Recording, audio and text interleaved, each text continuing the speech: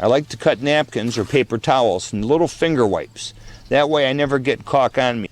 I wipe my finger every time I touch the caulk so I don't have any caulk on me to smear. Using 2 different colored caulks, expensive proposition. I didn't have a brick red caulk, I have a brown. Much better than running gray or even a white caulk in here. I want some serious caulk in here. I'm going to let it stiffen up. Always wipe the tip clean, put it in neat.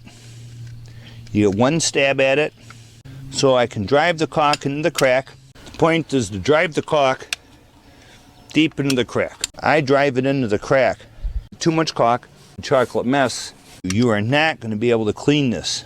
Use small pieces of napkin. After they get enough caulk on them, you throw it away. So I'm not getting caulk all over me. I get a fresh napkin and I continue. Too much caulk, getting caulk all over you. I'm going to just smear it and make a chocolate mess.